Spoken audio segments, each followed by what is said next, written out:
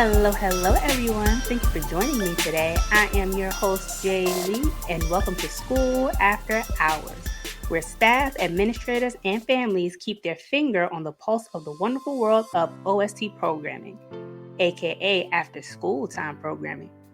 Today, we'll be diving into the topic of culture. Yes, culture. Culture can affect a program on multiple levels.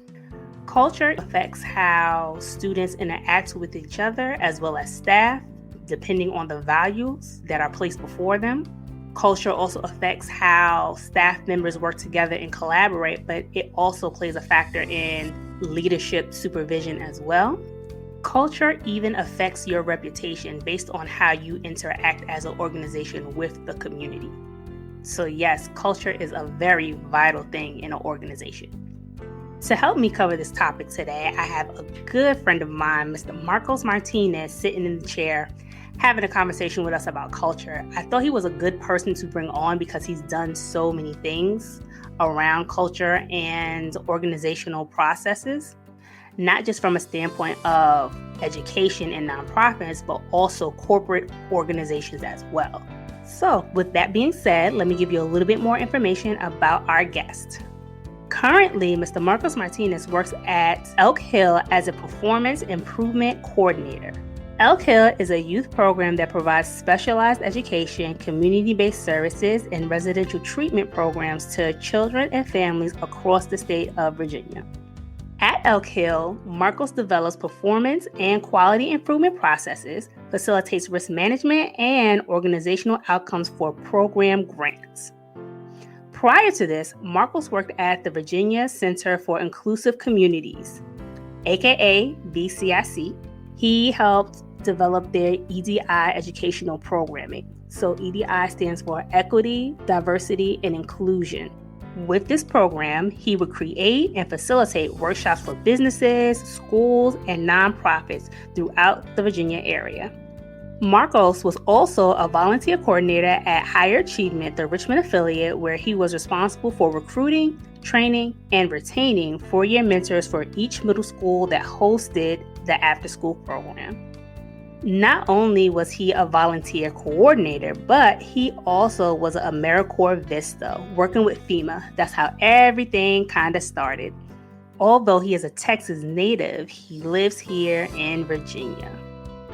Now, before I plug you into our little chat, there are some abbreviations that you'll hear in the show that I want you to be aware of. One of those abbreviations would be SHRM. SHRM is the Society for Human Resource Management.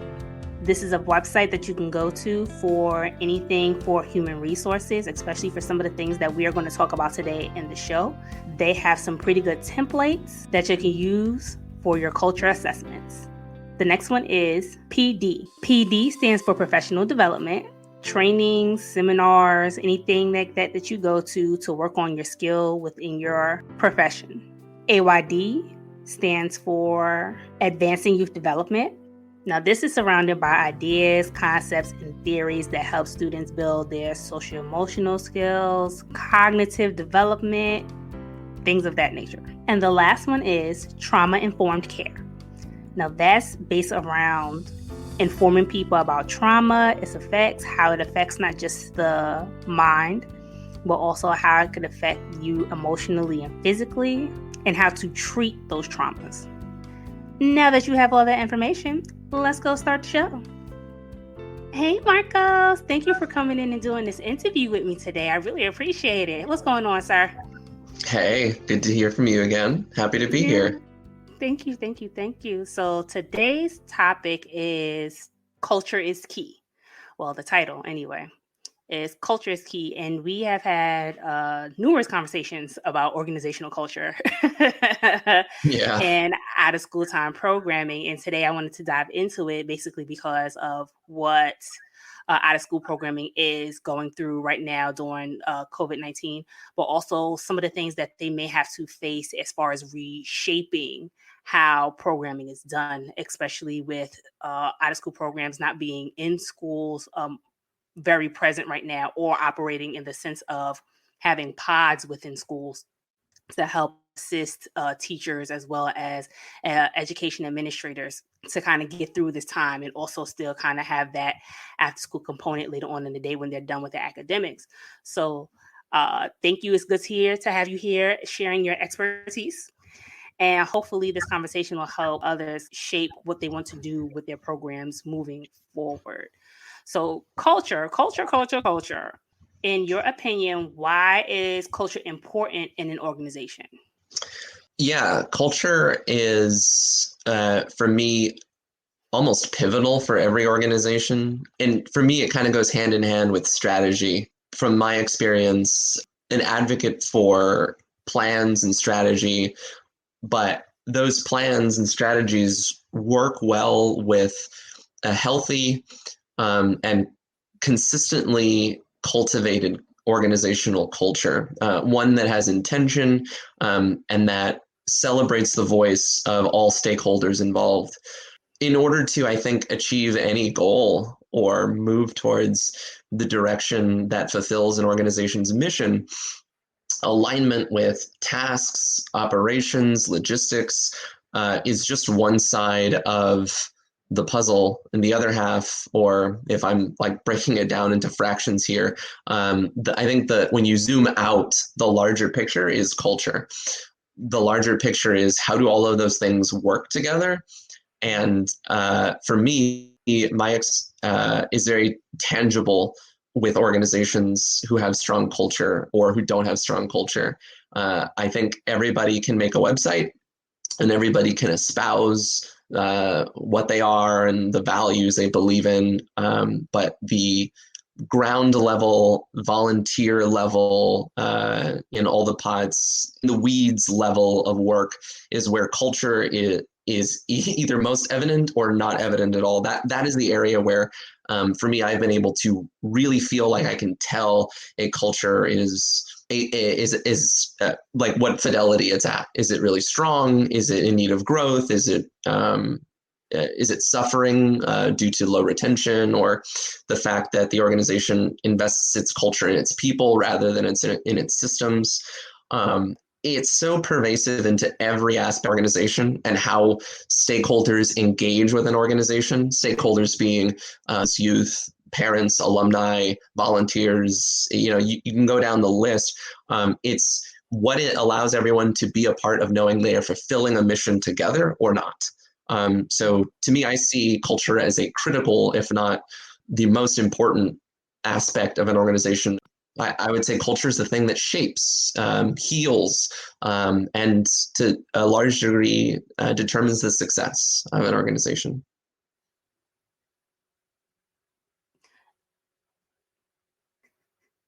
I did have a question going further down into it. As you were speaking about culture, kind of dig deeper into that. You said it can shape the organization. It also tells, what the organization's value or where that value is placed, either in their workers or in other structures within the organization.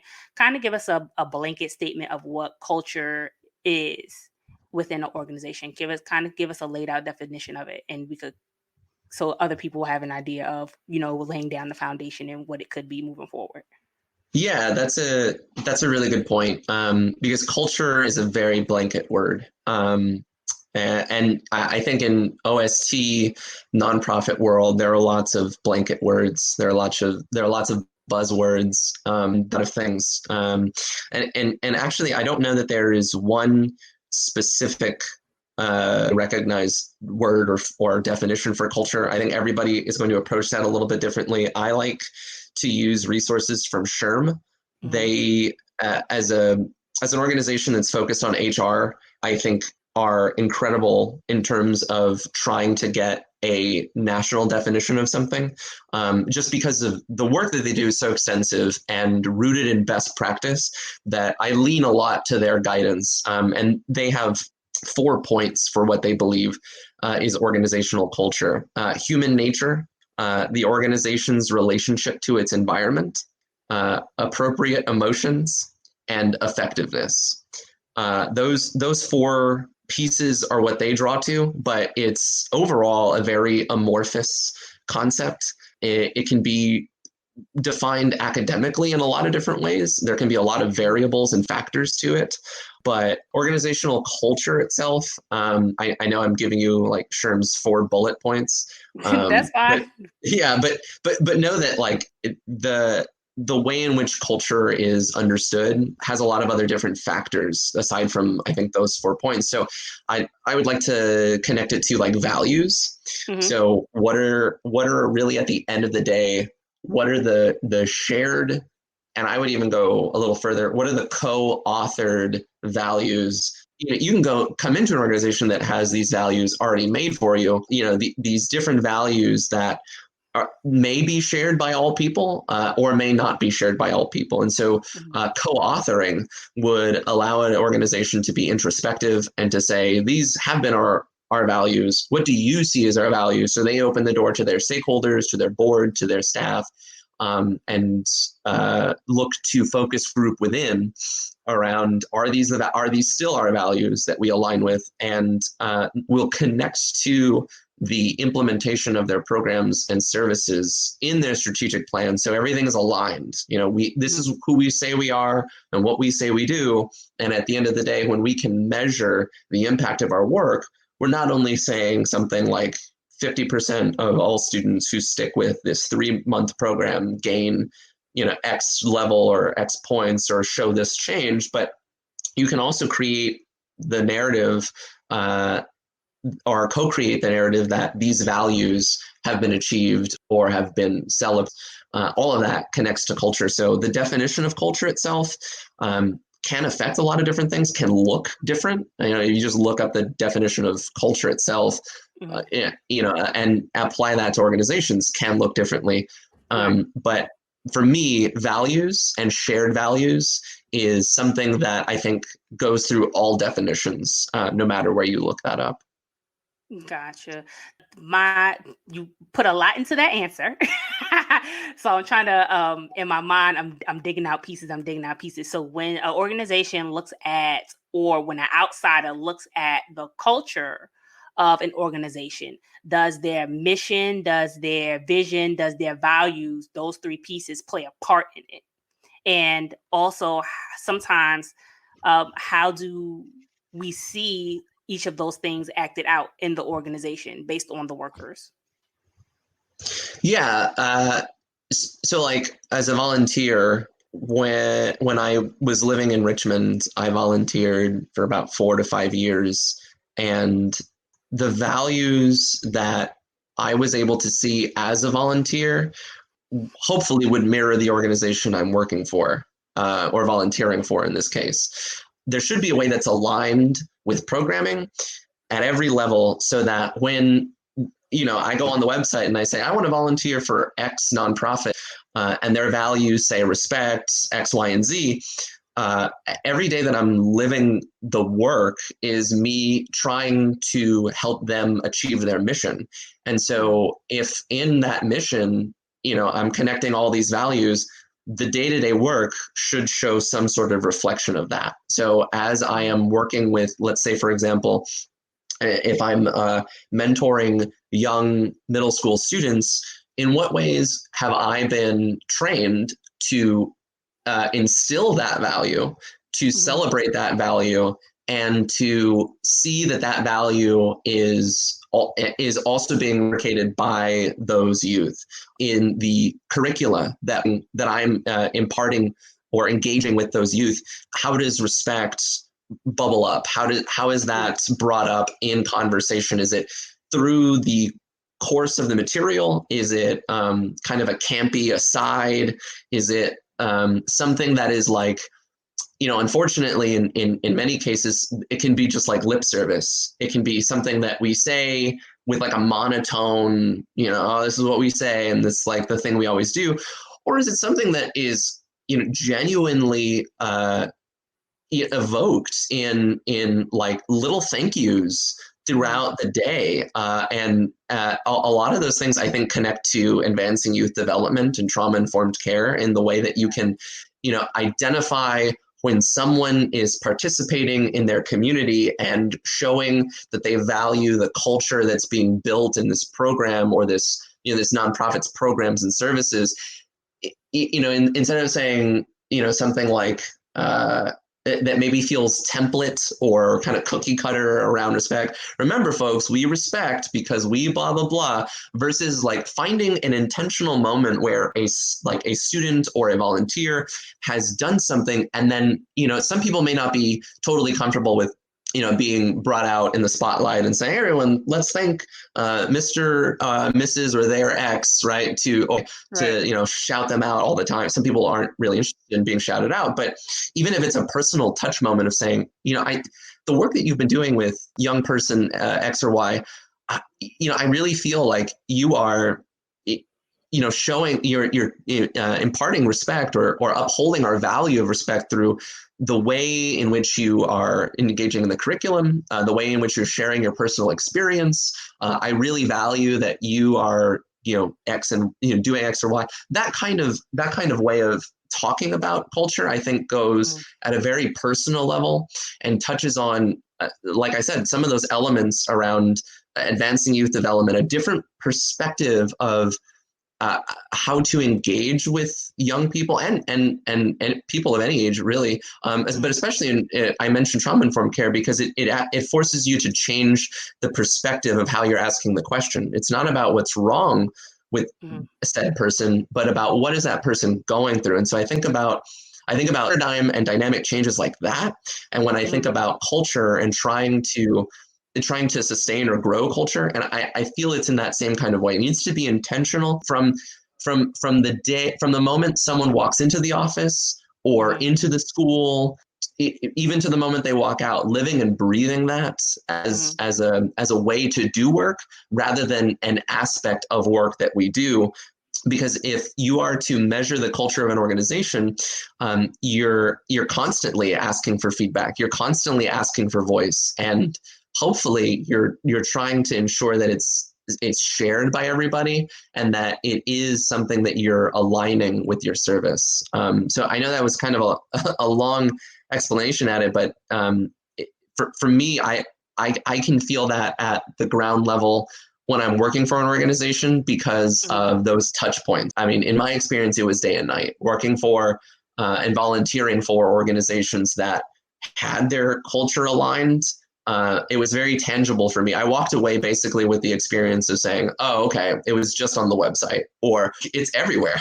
Like I can tangibly feel it in every. It's oozing basically out of every person, every hallway, every piece of content and service that I am introduced to. I can feel the intention behind it. I feel like there are many organizations." Nationally and locally that do that. I think the first thing that comes to mind is the YMCA, the YWCA. I think when you look at organizations like that, there's a tangible amount of culture that is reinforced, evoked, and also it's explicitly written down and mentioned and shared with people.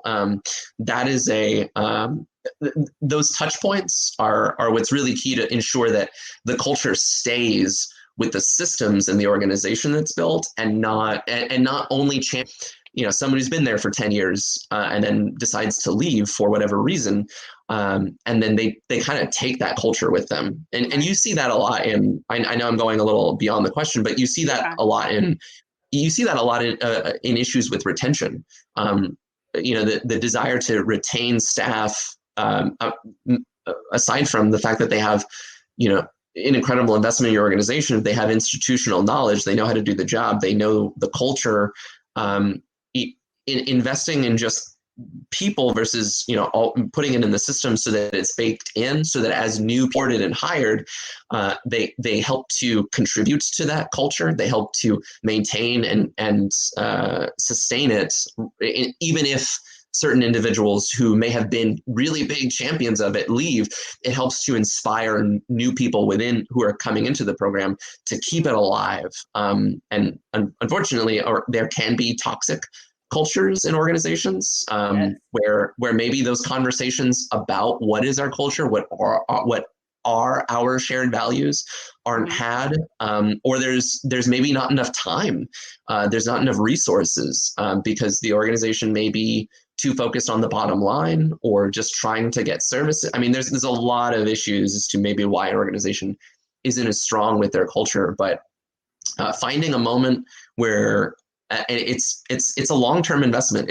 It's maybe a short-term, you know, something to like really spend a good amount of time on, but the amount of time that you spend working on your culture will much serve you in the long run. It's definitely something to invest in, even though it may feel like when are we going to find the time? When are we going to, you know, when can we get everybody's schedule to align to meet and talk about this? Mm-hmm. But for me, that's a critical point to not only ensuring that your organization sustains, but that you're doing the due diligence and responsibility to your mission and to the individuals with whom you're claiming you're serving. It's the ultimate, to me, one of the ultimate forms of accountability to cultivate a strong and healthy culture in order to meet the impacts and outcomes they hope to achieve. Right. And you brought up a lot of good points. One of the things that stood out to me the most is when you talked about turnover, but also how culture is an investment. You have to make the time, you have to put in the work to cultivate a healthy culture. And it's not just relying on one person, because one person doesn't. And I feel that's where sometimes as organizations we go wrong. We leave it up to one person to do the work when it's multiple people that need to be involved in making sure that the culture is cultivated. Because if, like you said, if that person leaves, like you're stuck. Yeah. There goes your culture out the door. So it's building those systems, it's building those reassurances, but those understanding. And like you said, always goes back to your values. Like as an organization, what do you value? And I feel like if you hit the why of why you're doing something, then that will kind of ooze into, well, like you said, finding out what your culture is. And once you find out what your culture is, then you can kind of build out the systems that you want to support that culture, not just within your staff, but also within your organization as far as students and staff is concerned, and families as well, because families are also a part of culture as well within the community. So with all those things being said, how does an organization begin to identify or find out what their culture is, but also identify the values that they want to have within their culture? Yeah, and I appreciate the summarizing you did of some of those points, because it reminds me, like, and again, like the term culture seems very amorphous. It's hard to hold on to, and where do you start from that point, right? Like how does this begin? And it affects so many things, like you mentioned, and I mentioned earlier too, with stakeholders, but even down to the granular level of just communication, right? Like, what is the atmosphere of our work environment? How do our team members work together? What is our decision-making process? How do we define what our approach is to our work and our mission? All of these kind of questions that can be very logistical. I would say two things. One, a lot of culture can be implicit, and it's in the air around you. It's in the way you show up, the way people speak with each other, the hidden rules that aren't necessarily written down, but should be, Which right? needs to be. So, right. I'm happy we agree. They need to be, because That should everybody be. needs to have a reference point. Everybody needs to know what and where they stand. And sometimes I feel like we operate in those I call it silent movement, that it's the hush hush. Like, you should know, but what if you don't know?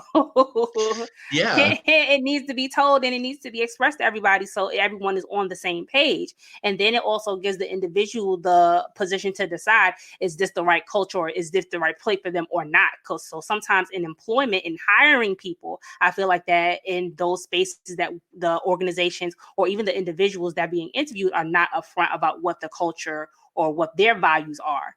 And if you're going to be here, or if I'm going to be here as an employee, how do we begin to work together and move forward for the sake of whatever the mission may be for the organization? Right. And that goes into the second point for me, which is, this is no different from when I was in school and somebody told me the classroom rules, and I had to sit there and go, okay, I guess I got to follow these. Like, there was nobody when I was in school, the teacher, because I don't imagine a student turning over and going, hey, Marcos, these are the classroom rules. Instead, an educator told them to me. But I, at that time did not feel like I had any voice in agreeing with those rules or values. I just had to adhere to them and stick to them, and that's what they were. But at least I knew what they were. And if I strayed outside those lines, well, I knew what would happen. But or I eventually would learn what would happen if I stepped outside of them. It's no different from that. And I hearken back to one of my favorite activities when I was able to work for the Virginia Center for Inclusive Communities as their educational programs coordinator. My work in engaging with youth in workshops around diversity, equity, and inclusion, I enjoyed so much workshops where I got to begin my time working with participants by doing a norming circle. And for those of you that know what a norming circle is, hopefully you're smiling as I am, because every time I did those exercises, it felt to me like I was activating something. It felt to me like I was activating culture, because the norming circle asks the facilitator would draw a circle on a whiteboard or a giant sticky note that we usually had these giant sticky pads, giant Post-it notes, and we would draw a big circle and we would say, for those of you in the room that have worked with a group before, maybe like 5 people, it could be 30 people, you worked in a group, think about that experience and specifically think about a positive experience you had working in a group. What were some of the characteristics, attributes, value? How did you know it was a positive experience? What indicated that to you? And people will say things inevitably like, I was listened to, people were paying attention, there was an energy or passion for what we were doing. People shared opinions and thoughts and weren't afraid. Nobody shot ideas down. Everybody was a team player. Sometimes people would say things like, oh, I felt respected. We would even go a little bit further about respect. We want to acknowledge respect can look different to everybody. What indicated respect specifically for you? And then you do that, for a good amount of time, and you then kind of zoom out. And hopefully what you've done is, as your participants are sharing out all these great examples, you as a facilitator are writing those words in the middle of that circle. And then you flip the question on its head and say, this is great that you're thinking of examples where things went really well, but, it's the real world. We've at least lived mostly through 2020.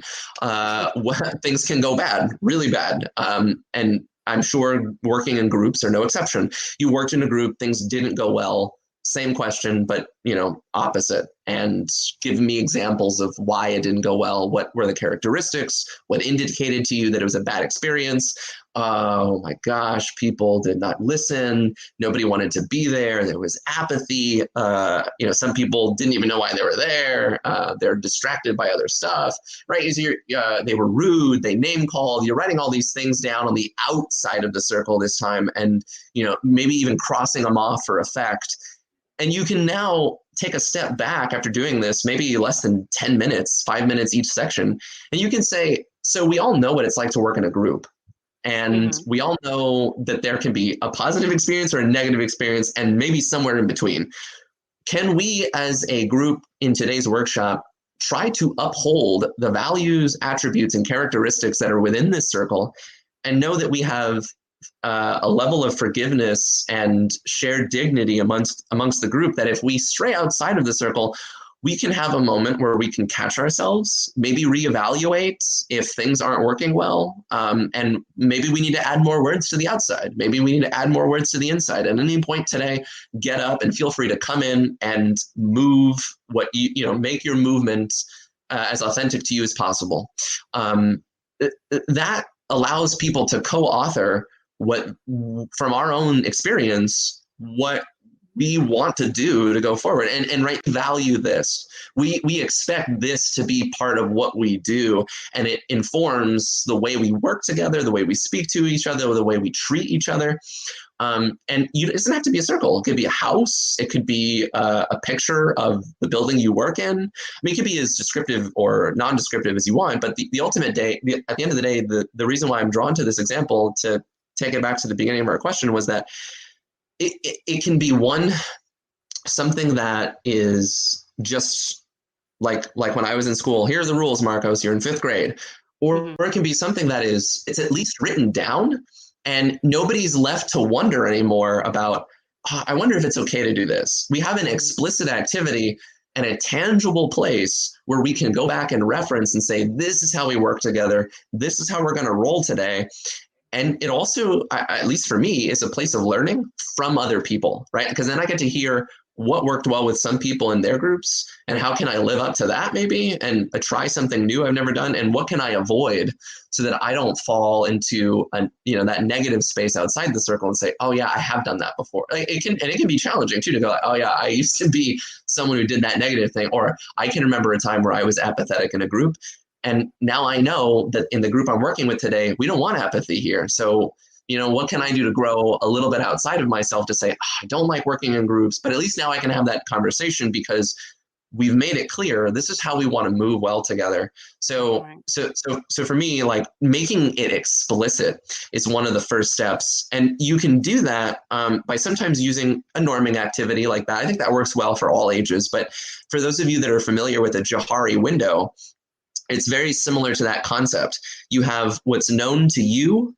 you have what's known to just you, and known to others. You have what maybe are known to others, but you're hiding from other people. And then what's the complete unknown. So it's piece of knowledge. And unfortunately, we're all dealing with the fact that we all have a lot of unknown unknowns. There's a lot of things we don't know. So you can imagine someone who has been interested in applying for your organization and Mhm. they do their research, they look online.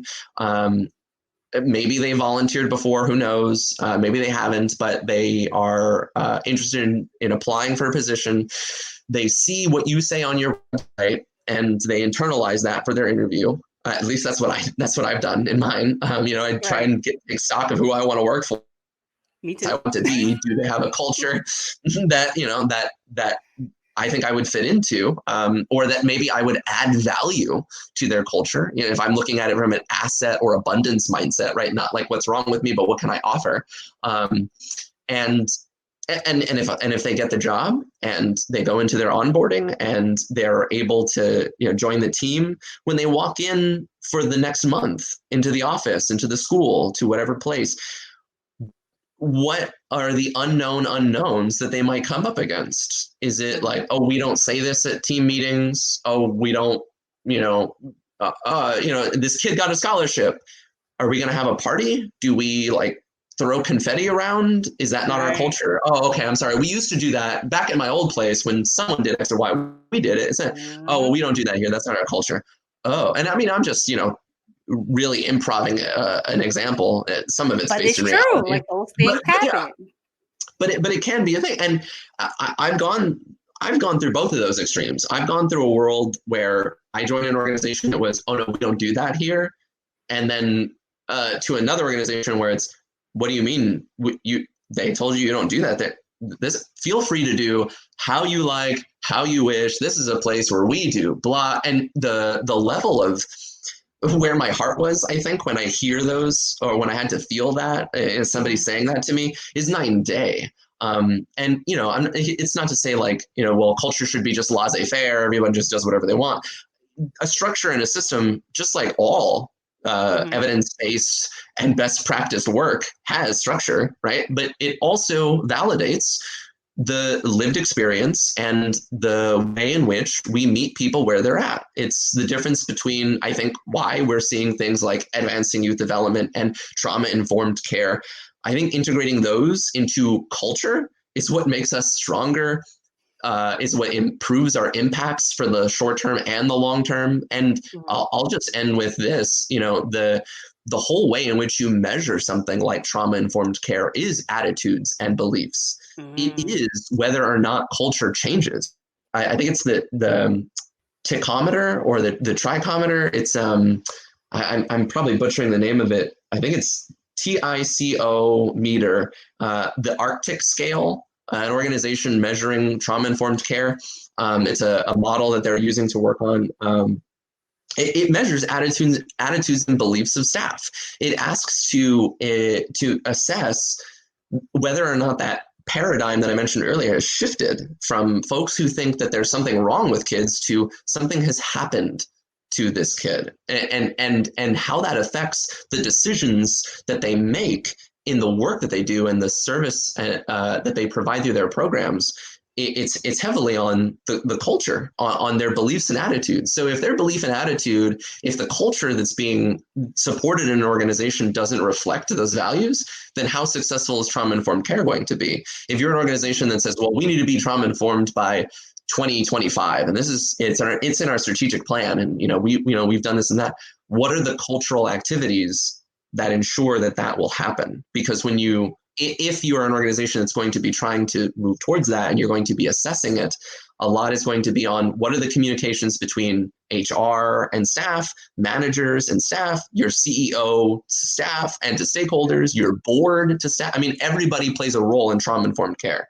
There are trauma-informed interventions that counselors and frontline workers have to know to interact with students, but your cafeteria staff, your bus drivers, your administration staff, especially your CEO and especially your board, all of those people should have to know, go through some level of trauma-informed care training to know what it means, why it's important, and that's the only way it works. Trauma-informed care is not a box you check. It is an active process of living and breathing. And so your culture is very similar in that way. Right. And I appreciate those things being brought to the forefront now. Trauma-informed care, the importance of social emotional learning to have students be more manageable of themselves, but also socially aware of people around them and what they may be going through, helping them build a sense of empathy, and also strengthening their character as well. I'm happy to see those things come forth. But one thing that I see that is important, as like I said in other recordings or in other shows, is that as adults we need to be able to model the behavior in order to teach it, because sometimes we are the only example that our students, and sometimes even our other staff coming from other places, we are the only example that they see. Right. So Yeah. how am I supposed to set the standard of whatever that standard is if I do not particularly have the right training, the right systems in place, the right methods, but also place of counsel of someone that I could go to and, talk about a situation if it does happen, and then kind of form a strategy from there to reinforce whatever the mission or the culture may be.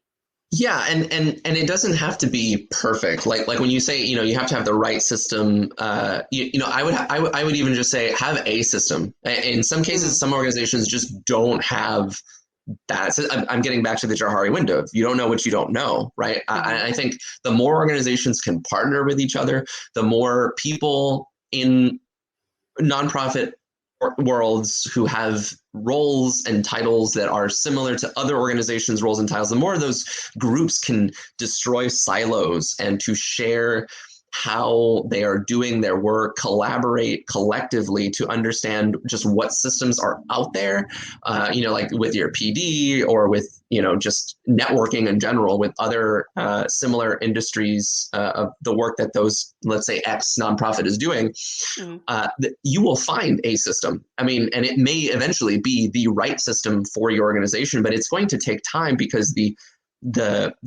positive culture essentially is going to align individuals with the organization's core values.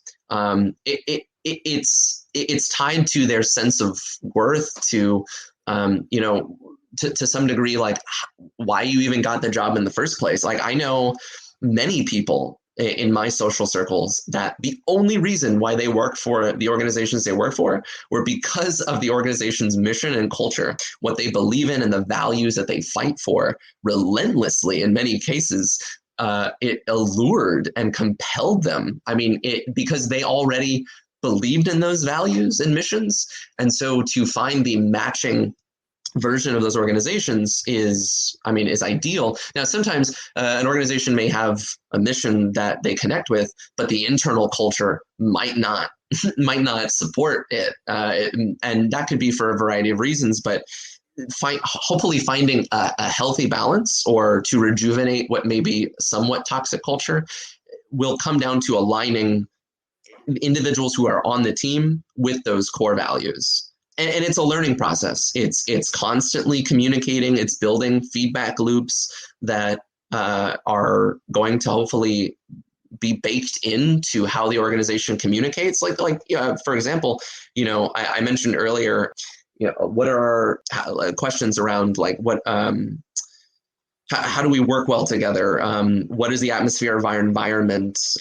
Maybe even to the degree of transparency. How transparent are we with leadership decisions? Does leadership welcome honest feedback? Are they able to, like, what are they able to share? What criticisms are they able to provide? Even down to, like, what are we willing to fund? What do we stand for? What do we measure?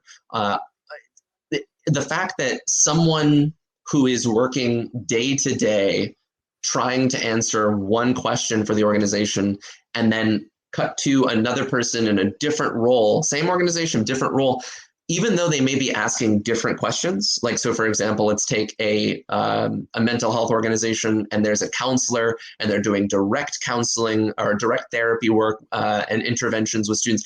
That same person is trying to complete the mission of the organization, just as someone in billing who is trying to make sure that the organization gets paid for their services and is maybe fighting an MCO or trying to ensure that the client isn't going to get their Medicaid denied and will receive service.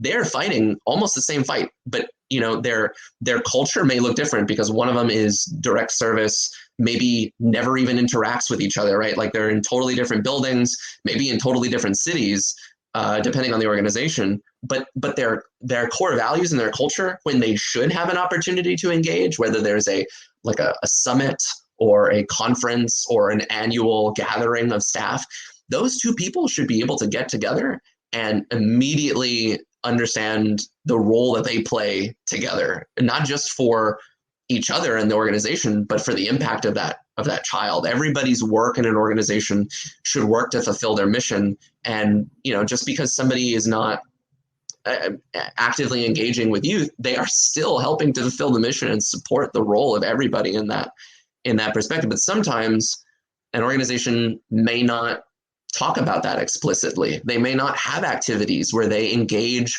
or do peer mentoring or have even just celebrations where they take a story of what a frontline staff worker was doing and a story of someone in billing and what they had to go. Like, for example, one of my favorite is actually a recent example, and I'm drawing this out of experience, a counselor who worked with a student and had this amazing, miraculous intervention success story.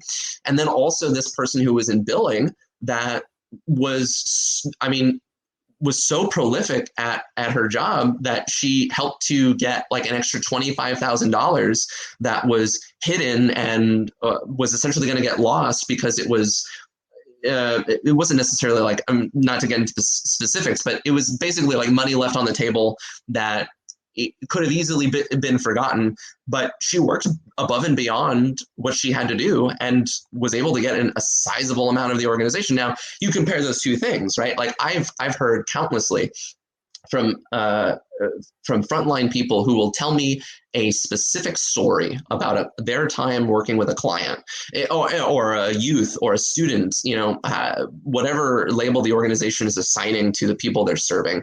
A volunteer may say it, a counselor may say it, a teacher may say it, achievement coach, a mentor. All of these people, I've heard countless stories of, I worked with X or Y students or counselor or client, and they have exhibited this, and we worked them for a year or 5 years, and they showed this growth. It's wonderful, and to me, it is an intrinsic example of how their culture and their mission is being fulfilled. It's those moments you see on brochures and in calls to donate for support. But I see also somebody who worked in billing to get $25,000 that almost could have been lost as something that's comparable, because they may not get an opportunity, or they may not also be interested in that same line of work, but they maybe join the organization because it's a mental health organization and they help children, they help families. For them to have gone above and beyond their work to know that they got an extra $25,000 for their organization, where does that $25,000 go? That could go to help support funding another staff member, supporting children and families in other ways. It all works towards the mission.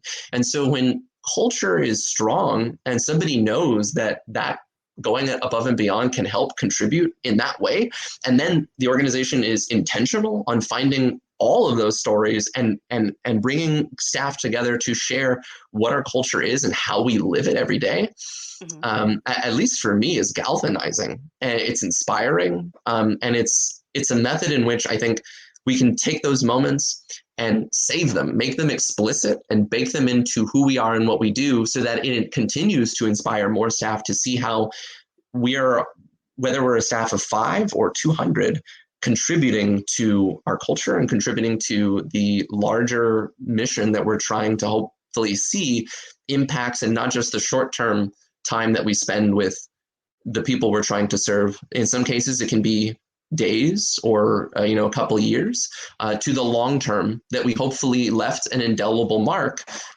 in these children and families and people that we serve for years to come. That is a good place to pause and then move it and go on break. So we're going to take a couple of minutes, stretch our legs, get something to drink, get some chips. Cool. Soda and the juice. Yeah. And then we'll dive back into the conversation and we'll dig a little bit deeper on what affects organization culture.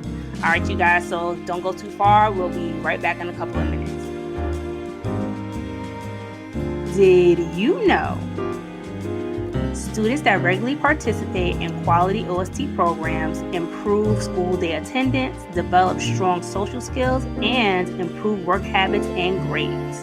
If you want to learn more, visit the After School Alliance website or check out the show notes.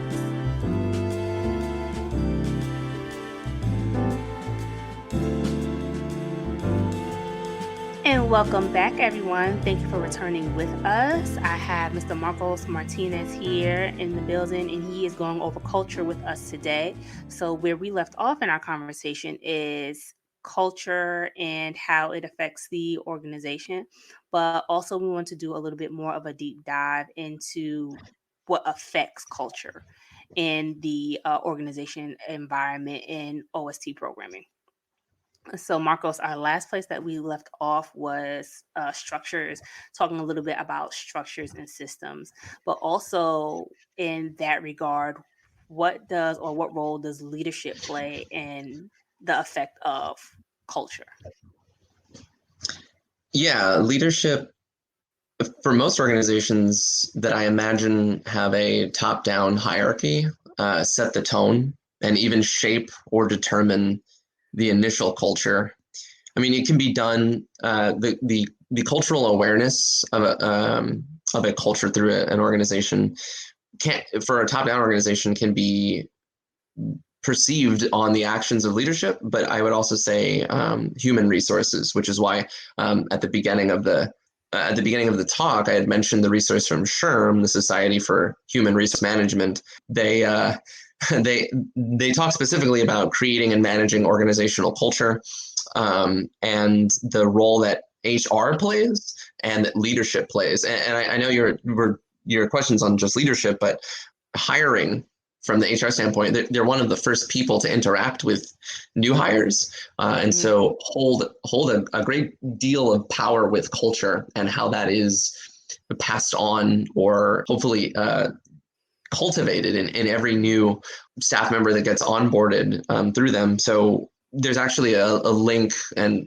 there's several different research links that I found that I wanted to include in our conversation today. The SHRM article that I'm referencing quite frequently throughout our talk today has a couple of resources embedded throughout the article. They have different assessments, they have different how-tos. It's essentially like a toolkit article, which is really great. But and I will put that in the show notes, everybody. So if you look further down after the description of the episode, you'll see the show notes, and it'll have those links that I have access to through Marcos and SHRM. What he's talking about will definitely be there, so you guys have access to it, and you all could use it when you're thinking about either reviewing your culture or shaping your culture for the up and coming 2021 year? Because some of you I know at this point may be doing a reset or a reevaluation based on what schools are doing and, some of this transition that's going on. Yeah. Yeah, and I like that you picked back up on that because I don't think there's any wrong time to evaluate culture. In fact, the sooner the better. In the article and in many others, it really asks leadership to invest time in either leadership or a committee that is sponsored by leadership, supported by leadership, and maybe even has one or two leadership roles within the committee to go over what Sherm calls values blueprinting. Hmm. I would for fancy. I mean, it definitely sounds much more academic. We're doing a values blueprinting activity. It's really, I think, just a fancier way of saying the norming exercise that I said at the very beginning of our talk. It's simply a way of identifying, what is the desired culture alive and well, right? Like, what is our blueprint for new hire people who are coming in to live the values, that they have the competency needed to complete to perform the job? What is our overall organization's stance on X, Y, or Z? What is the way that we resolve conflicts? How are we transparent with the organization internally, with staff, with parents? There are tons of questions to ask, and an activity around something like values blueprinting is something that leadership should go through in order to start the conversation around getting serious about their culture in a way that makes the implicit explicit. I would say that article does a great job of identifying that that's really the best way to start making the invisible visible. But the things that you listed are very, very key points, especially when it does come to adjusting or evaluating your culture, especially when it comes to onboarding. So, having that system laid out so your new employees know not just what is expected of them, but let them have a certain level of reassurance in the values of the organization so it could be modeled not just in their interactions with their staff, their new coworkers, but also in the sense of seeing it, in office culture, which is very, very important. Yeah, and this particular article goes on to talk about making some sort of action plan based on culture management, right? Like that we get assumptions out of the way. We ideally there would be some level of blueprinting, obviously, like I mentioned, focus grouping, a lot of feedback learning, and working to create some sort of action plan that helps to measure that. I know we'll probably get into that later, but it starts from leadership. I mean, most things typically start from leadership. If your organization's top down in that kind of hierarchical manner, it requires the tone to be set and for the commitment and intention behind culture to be valued, right? Understanding what are the traditions, rituals, behavioral norms, what are Mhm. all of those different aspects should be mapped out in a way that helps everyone to see what the bigger picture is, and ultimately, again, whether the desired culture that you want in a workspace or for an organization, is it alive and well? Do you have a pulse on it? Mhm. If I walked into a random organization A and I started asking a bunch of questions about culture, am I going to get the same answer from every single stakeholder from every single department? Right? Like Right. there was a small time in my life that I volunteered in AmeriCorps, specifically partnered with FEMA for disaster survivor assistance. And one of the first key terms that I learned was same speak. And in a disaster mitigation or disaster response environment, you have people from so many different quadrants of work, people that are working logistics, people that are working counseling for disaster survivors, people that are working supplies and moving things around, and I mean there's so many moving parts that having same speak means that those departments, when we say this, they know what that means. Everybody is using the same common language. And this isn't new to hopefully a lot of people listening. And this certainly shouldn't be new in terms of how teams work, how organizations work, how schools function. That aspect though of same speak should apply to your culture. If I go and I ask a volunteer something about culture, will that answer be the same for a staff member who just started or a staff member who's been there for 5 years? And if they are very different, what does it mean that they're different? And how can that bridge be gapped? Or how can that gap be bridged? Sorry. What is the best way to ensure that everyone is on the same page when it comes to a question about, is this something we celebrate? Is this information we can share with each other? Going back to transparency, is this within our culture to do? Is kind of the question mark answer that you would kind of go around to assess whether or not everybody feels the same or believes that the same culture is working. Right. And seeing the weaving of what you're saying. So if person A, if I ask them this question about culture, will person B and C give me a similar or the same answer? Or would it be so drastically different it leaves you puzzled to ask yourself, well, what in the world is going on? Because that Yeah. don't sound right. That's what person A told me. Yeah. You start questioning yourself like, wait, what question did I ask? I don't even know what that. Right. And from that standpoint of it'll be a different translation for each person, but it should have some similarities to it. So it probably won't be exactly the same, but as long as it's a similar or circle around this realm, it's you can kind of see the pieces of the culture or the consistencies or the values or whichever the case may be of that culture from that organization. So it becomes hard, and this is me from probably an outside point of view. It becomes hard when you come to someone and ask them about their organization, but they can't give you a specific or direct answer because they may not be aware or don't know.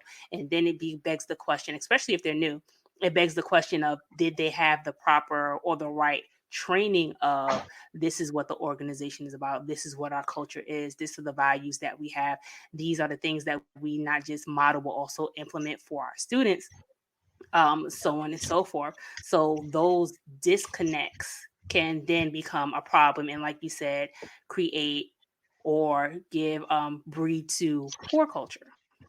Right. Yeah. And some of those questions, like what would I ask? I'll probably get to this maybe a little bit later down the line. But when thinking about leadership, you're also thinking about leadership and management. So how are supervisors and supervisees working with each other? What are the policies and procedures of your organization? Do the policies and procedures reflect culture or describe what culture? Policies and procedures for me are one of the best explicit mechanisms to have culture language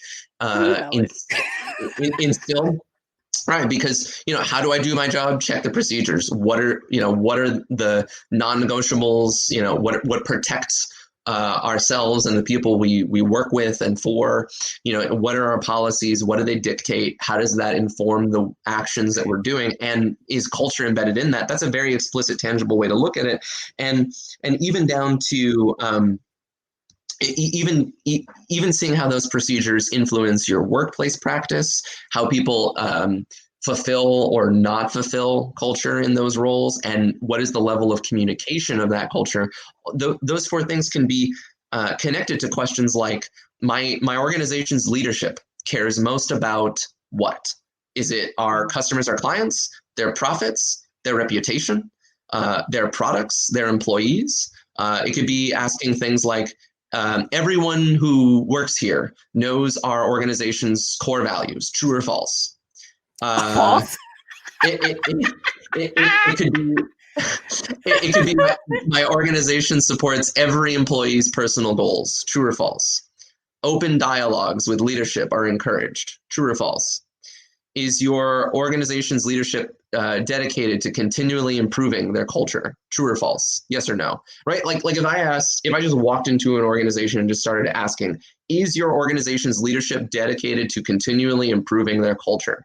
I'm assessing whether or not somebody can connect keywords of leadership, Mm-hmm. continually improving culture. All right. So Mm-hmm. if I'm that person being asked that question, did my CEO email out in the last 6 months about culture? When was the last time I heard about culture? Um, let's see. Marcos in Universe One says, I think once a year we have this thing that we get together on and somebody talks about it. So yeah, they're dedicated, I guess, to that extent. Versus Marcos in Universe Two, who's like, our CEO always talks about culture. Culture is one of the first things they talk about as they introduce the meeting that they hold. So if your CEO comes up every meeting and says, I have a culture statement to make before I start this meeting. Those are two very different worlds. So, Mm-hmm. your answer is going to depend on, well, what is leadership doing? If I asked you that question about, I think it was earlier, open dialogues with leadership are encouraged. I have to audit myself. Marcos Universe One. When was the last time leadership opened up or encouraged dialogue? Did they send an email and say, hey, we're doing this new program, or we just want to remind you? Was it brought up at orientation when I got hired? Here at X company, open dialogues with leaders are encouraged. We have an open door policy, and that's it. That's kind of another way where I'm getting a good, better, best. Good is like, okay, we have an open door policy. Better is, okay, we have an open door policy, but monthly we ask that you reach in with your manager at your check-ins and you say, do you have anything to forward up to leadership from your insights at the frontline level? And then better or Mm-hmm. best would be, we have an open door policy. We have monthly check-ins where you can forward stuff up to leadership. And then maybe even better is, I don't know, what world do you want to imagine, right? Like, could it be you schedule time to have once every quarter a lunch with the CEO to talk about open dialogue for culture? Like, there are so many little good, better, bests that you could work up towards. It starts with evaluating, what are you doing now? And if you're not doing anything, that's not horrible. It just means you have identified where you need to start, right? Like, Yeah. if you say, like, where are you now, by asking some of those questions that you heard me rattle off, like, are open dialogues encouraged? Is your organization's leadership dedicated to continually improving the culture? That's also in one of the links that it's a complimentary organizational culture assessment through SurveyMonkey that I sent you. All of those things start helping to blueprint where you are. And then once the organization has a relative understanding of when you ask them, put your pulse on culture, tell me what you think, what you feel, what you see, what is real and what's not real, Mm-hmm. being able to hopefully the organization has a committee and not just one sole person, or if it's a small staff, if it's a very small shop, I can imagine it's maybe the HR person's sole responsibility to do. That can be a lot of work, and so Yeah. hopefully there's a committee that can help from multiple different departments come together to look through this information, consolidate, and inform the decisions that go forward, because you can only go up from there, right? Yeah. Once it's identifying where you are, just like that norming circle activity, once we can identify where we are, if things change, we can make improvements. But that's then what helps us identify what those good, better, bests are, and also ultimately to lead up to a true accountability and commitment, integrating culture in an organization's strategic plan, even though you may be saying, hey, it's the start of the 2021 year, maybe not your Mm-hmm. fiscal year, or however your organization runs, but Mm-hmm. there's always it's never a wrong time to stop. Find the time to commit resources and time to something that will help to integrate itself at the leadership level, at the communication level, managers level, the workplace practice level, your Mm-hmm. policies and procedures. All of those things will be affected by culture and affect culture. So Yeah.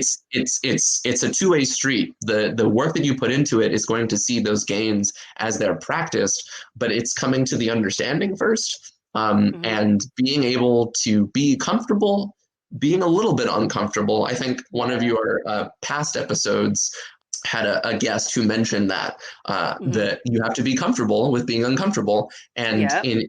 I can't think of a better or worse year for that to be for that to be the tagline.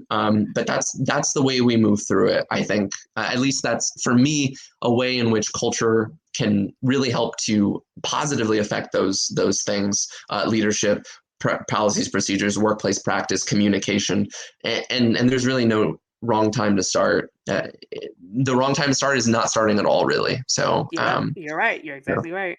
I love a good strategic plan, man. I tell you, the best thing in the world. It gives you a sense of where you are, but also helps you map out where you want to go. And it's something that you have that's tangible that you could kind of look back at, but also how to set your goals on what you want to do or your steps on what you want to do to move forward.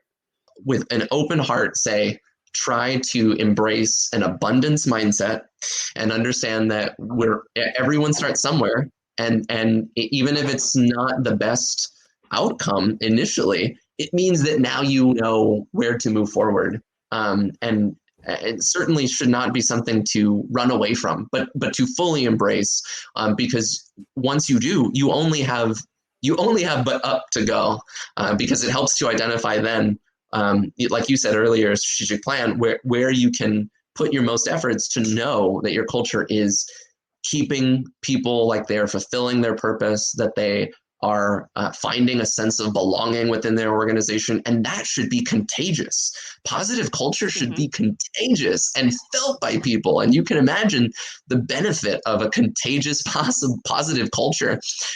I think that is a value as true as America itself. The ability to find a culture where we are included, we feel like we belong, we can put our best work forward and are not distracted by prejudices or discrimination, but where we can achieve as a team and are okay to have tough and difficult conversations in order to improve processes at all levels: leadership, management, policies, procedures, communication, all of those aspects. Awesome. Well, Marcos, thank you so much for taking the time to interview with us today. I'm going to go ahead and we're going to jump into my top 5 questions. Are you ready? I'm ready as I'll ever be. Are you sure? Are you positive? Let me do a check really quick. Yes, I'm Okay. ready. Okay. Okay. So, my first question for you is, how did you get involved in OST programming? What was your introduction to OST programming? That's for me a little bit of a weird question because I feel like it's broken up into 3 parts. I would say my first introduction were my parents. They served as educators for almost over 40 years in elementary education.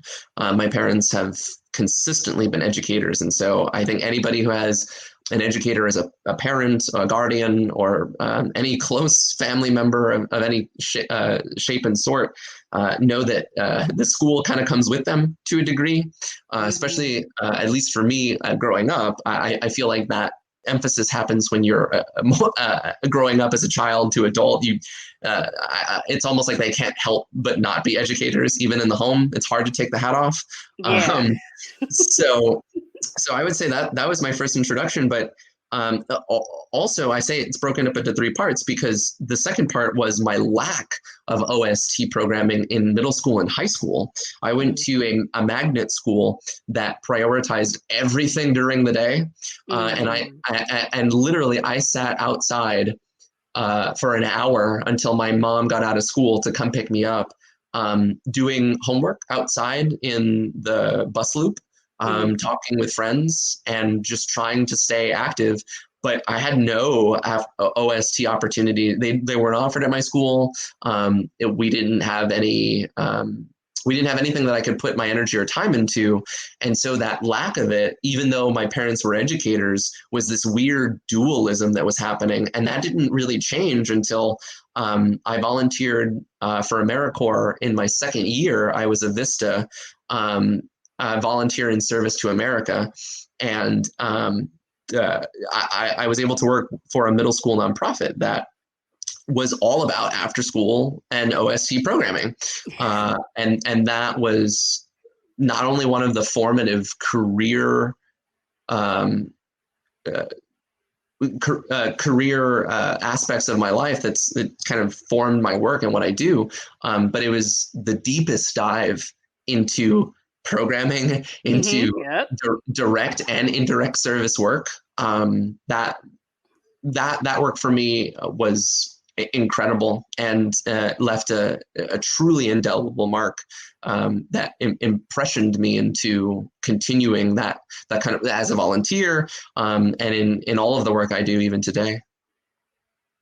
Awesome. See, it kind of came full circle for you, Marcos. You Yeah, didn't it have kind of it did. first, but you started your career in something that you loved and something that you had a true genuine interest in. So it's once and the bug bit me too. don't That it did. don't feel bad. I was like, oh yeah.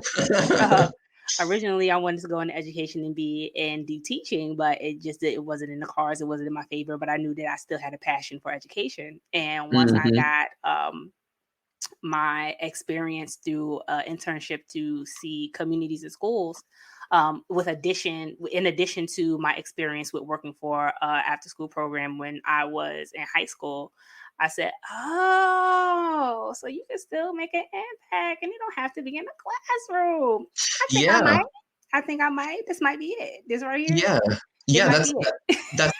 That's a really good point because I remember growing up. I one of my most reflected skills and traits from educators, teachers, parents, people I worked with and for was oration and public speaking skills. And I was often approached by, when I was a part of a faith community growing up, they said, you should be a priest. When I was in school, they were like, you should be a trainer or a teacher of some kind. Like everybody was asking me to move into those kind of like instructional kind of roles, Hmm. imparting knowledge or wisdom or learning of some kind. And I didn't I didn't gravitate as much towards that. I didn't really see myself as an educator or a teacher of any kind. But when I got more involved in OST work, and I was doing more later on more dedicated volunteer recruitment, that's where I found more of my role in helping to identify systems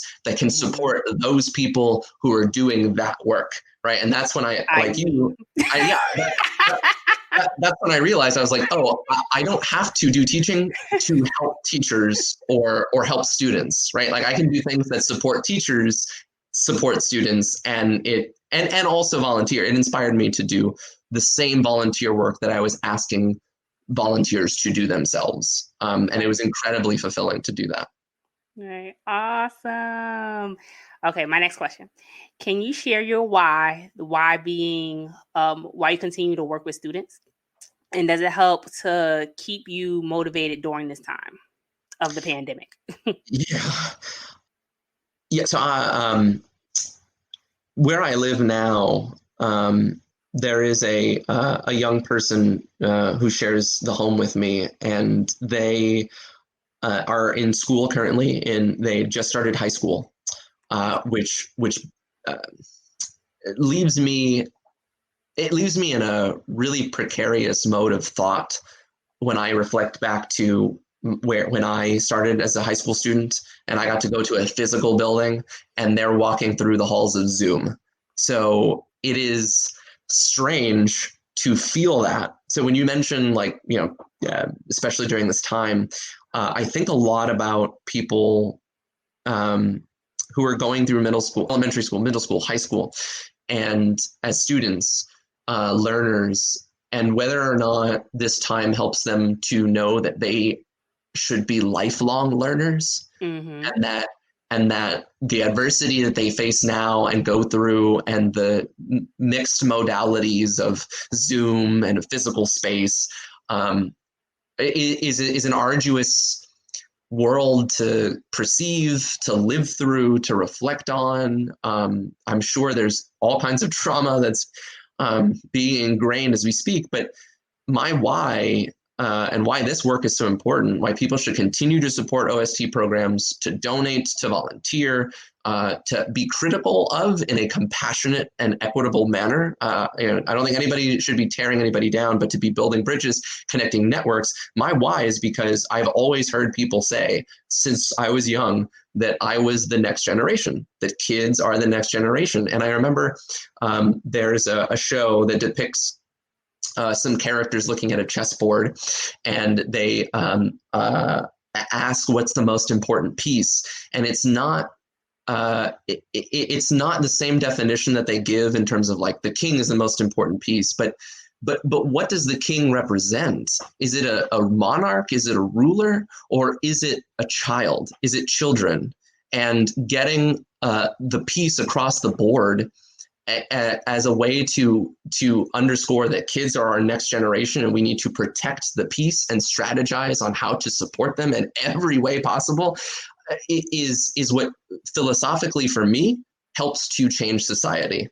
I am in my 30s. I'm sure I have several unconscious biases that I'm working on, but and I'm trying to check every day, just like every other human being. Me too. But I have learning that's ingrained. I have trauma that's ingrained. I have systems and ways of being that are ingrained that may not be useful or helpful to me or others that I might mentor or impart knowledge into. But I know that with best practices like AYD and trauma-informed care, strong organizational culture, strategic planning, these best practices help us to ensure that we leave this place better than we found it, which is what I've always heard. Anytime I walked into a room with students and we're about to leave and we're going to start something for the day, we say, what do we do before we leave? We leave this place better than we found it. If these are the same things we tell students, these should be the same things we tell ourselves. And so that's the same thing I tell myself. My why is basically philosophically, it's the only way to solve our larger societal issues is to invest heavily and with almost every ounce of heart we have and spirit that it's OST programs and science and math, data, everything is backing that OST from a young age all the way till high school, not stopping at middle school, not skipping any gaps, but is a consistent guardrail that I truly wish I had consistently growing up, and I'm so grateful that many organizations and hopefully ones that are listening to the work that you're doing by putting out these episodes often are seeing the value of and are investing their energy towards in order to satisfy and realize that why. And that's what keeps me motivated, that there are organizations that are doing this. There are people like you that are having these conversations, and that we are getting hopefully on the same page, that we may face more 2020s, unfortunately. And so, I mean, we may face more 2020s. Going back to the analogy of the chessboard, we may find ourselves in a position where we don't know how to move forward, but we need to protect our king, what we feel is our, the next generation, for me at least. We need to protect them and move them forward. That's the goal of the game. Like, that's good. That's good. That's worth more than gold, what you're saying right now. It's very true. This pandemic isn't over. But the work that we continue to do definitely needs to push forward. And keeping the goal in mind is the interest of not just our communities, but most importantly, our students and our families. And if your why, your why usually changes throughout time, but if your focus in that why is how you interact with your students, how you interact with your families, how you interact with communities, hopefully that is the fuel to kind of help you keep going, keep pushing, keep more moving, different strategies, different levels, different connections, to make sure that no one is lost in the process. And that's the very, very important part, making sure that no, we're not seeing our number of students day to day that we usually see them face to face in physical settings, 80 to 100 kids. But for the ones that we are reaching, the ones that we are able to touch and reach out to, are they still getting the same quality as they would in previous years, or even the ones that are enrolling now? Are they getting the same level of quality care and also instruction that they need to kind of foster that entire growth of a human being? So awesome, Very well Marco. put. Awesome, That was awesome. See, I try. I do good sometimes. I do. You do good all the time. Oh, I thank you. Oh, okay. Let's go on to our next question. What is your self care? Like, I expect to everybody that answers this question, sometimes this could be a very thankless job, a very tedious job. As OST program providers, or even structurally designed individuals like yourself, we do the work, and sometimes we get so caught up in taking care of others that we do not always take care of ourselves. So to kind of refocus or replenish your energy to keep on doing what you're doing and staying true to your why, what do you do for self-care? Yeah, that's self-care has certainly become much more prevalent in the nonprofit world. I know when I first got introduced to nonprofit work, I did not hear about self-care, and then it started to pop up a little bit later. And actually, the the work that I do now in mental health is heavy in self-care, mainly because there's concepts around compassion fatigue that have valid assessments that counselors and people who provide therapies should take in order to check their life stress. Right? There are empathetic tests, there are life stress tests, the professional quality of life self-test, or the ProQOL, is an assessment that identifies compassion fatigue in filling the cup of others. How do you fill yours? Mm-hmm. That is a incredible area of focus that needs much more time and understanding at all levels for people in any department that they work in, because it connects to sense of belonging, connects to your fulfillment of your role, could connect to retention, it could lead to burnout. For me, it falls into two things. My self-care comes down to the projects I want to do Mm-hmm. and that get me the most excited. It may not be what's priority. It may not be the thing that I need to be spending my time on. Yes, Uh, of but, course. but when I prioritize self-care time, I get to look at aspects of my work or aspects of my organization where I want to put in that time that does excite me or interest me, uh, and explore that as much as I can. Whether it's efficiencies that I can find to help out of the departments, or get curious about how they do their job, or stories that they share in their departments, and how they do their work. And I would say that's, like, from an organizational standpoint, self-care. Like, how am I practicing self-care within my organization? And then how am I practicing self-care outside of the organization? Outside of the organization, um, uh, my background started in the arts, in theater.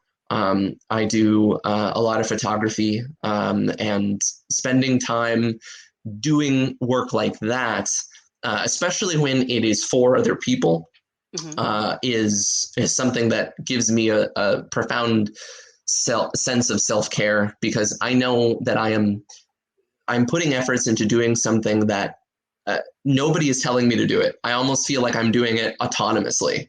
Like, Right. I feel like it's just something that is coming naturally. I don't have to think twice about it. I'm not second guessing myself.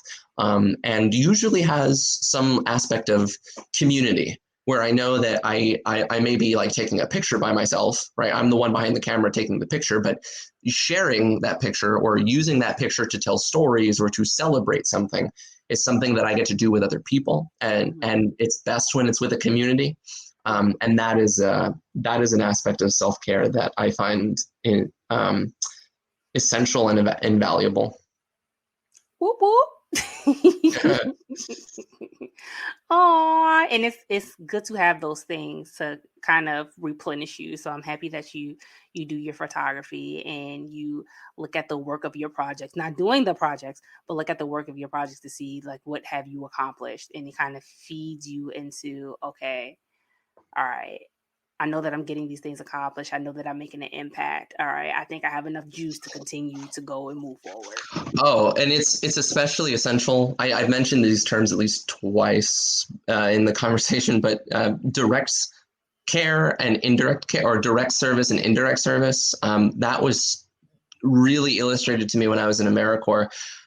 We did a volunteer event where we cleared out downed trees from a recent hurricane and all kinds of other debris. And we did that for an organization that was like a food bank. They gave food out. They made meals. And we're doing this literal direct work, and we're taking and clearing stuff out as a group of us. And at the end of the experience, at the end of the volunteer event, the point of contact came out, thanked all of us, and said, "You may not have known the impact of what you guys did. You just came in and moved some stuff around, but we would have had to have hired people and paid them to do this. And the money that we did not pay to do this, because you all volunteered to do this, we are now able to feed this many more people. We're able to put out this much more meals for people because we can divert that funds to do this instead." And that was one of the first light bulb moments for me of going, oh, direct service, the stuff I'm going to see because I'm doing it, I'm working with the student immediately and I can see some sort of change or light bulb moment, to I may never see what happens. And I got to be okay with, I know that I'm doing the right thing. I know that I'm working in a best practice, and that's what's going to make the difference. Greatly contributes to self-care, I think, because for someone who works in indirect service and they don't know or will ever see the fruits of their labor, finding something for self-care, knowing that things will happen in a positive way because you made an impact, is something that helps reinforce the work that you do. That's true. That's true. And sometimes pouring into others helps replenish you as well. Yeah, absolutely. So that's also true. Hint of volunteering and, finding other efforts to get involved in, sewing into your community, not just with your time, but also with your crafts as well. So that is important. That's very important. So yay. Happy to do those things, Marcos. All right. My next question for you is, if you could be a character from a show or a movie, who would it be and why? If it's a show, someone may have already answered this way, but one of my first shows that I ever watched was Mr. Rogers' Neighborhood. I grew up in a rural area in South Texas, and we had one of those giant metal antennas on our house, and there were 5 stations, and I think like 4 of them were in Spanish, and so it's like, for those who aren't familiar, it's like really on the border of Mexico. So, what I got to see on television was very limited. And we had one of the only public broadcasting stations. It no longer exists, unfortunately. But when I was growing up, it was one of my only portals into the world outside of the farmland that I grew up around. I had no neighbors. I had no sense of community. And that man was one of my earliest mentors. And so if I could ever be a character, it would probably be Fred Rogers. Awesome. That man had an impact on everybody's life. I don't know anybody that doesn't know of Fred Rogers. I mean, even this current generation. Yes, that man right there. They're basically the world's largest boots to fill, and I don't think anybody has the feet to step into them yet. But I know that after 2020, 2021, and any year after this year would be okay if I could see someone take up that mantle of some kind, or if we all, like he would say, if we all could take up that mantle and be a helper in some way, then we're really living his legacy. I know that's right. You ain't never lied. All right, this is my last question for you, Marcos. I want to see if you can answer it in 60 seconds. Ready? 60 seconds. Here we go. Okay. Question is, what is the best advice that was given to you that you would want to share with someone else? And go. Okay, 60 seconds. Best advice. I can think of 3 things, which is, I know, not the right way to answer it, but if anybody has read the book The Prophets by Khalil Gibran, it is just the ultimate source of advice for me. But I'll also look at 2 of my previous supervisors. One of them really told me to keep things simple, and the other shared with me the quote from Arthur Ashe, which I hope I don't get wrong right now, but it's do what you can with what you have. It's something to that extent. I know I just like didn't quote the quote at all, but it's a beautiful Arthur Ashe quote. Yeah, it's a beautiful Arthur Ashe quote. It makes me feel something to the akin to, do what you can with what you have. For me, when I heard that, it was wonderful that a mentor could impart that to me, because it clearly so affected them. And I love that it just kept trickling down and trickling down. So if you're not familiar with who Arthur Ashe is and you're in the Richmond area, please do yourself a favor and look up some history, because you will be very glad that you did. He's a brilliant man, clearly, hopefully, inspires more people. Well, that brings us to the end of our show, everyone. I want to take the time to thank Mr. Marcos Martinez for being here and sharing his knowledge about culture and program systems with us. To me, culture is one of the key factors that plays a role in an organization's success. If that culture is great and there are systems in place to support the mission and values of the organization, you begin to see certain outcomes. If it's the opposite, the situation is tough all around. So take a step in a different direction and do a culture checkup. Based on the results, have a conversation, set up new systems, and over time, you never know what can happen. Maybe you'll be the most impactful, enriched, infectious culture-having organization there ever was. If you enjoyed today's show and feel you got some useful information, visit Podchaser's website and leave us a review. This will help us get feedback on the show and collect testimonials for our personal website. Share us with your friends, share us with your family, share us with your network. Help us spread the word about OSD programs and why they are important in our communities. We can be found on Google Podcasts, Spotify, and Podcast Addict. In the words of Mr. Arthur Ashe himself, start where you are, use what you have, do what you can. Until next time, bye-bye.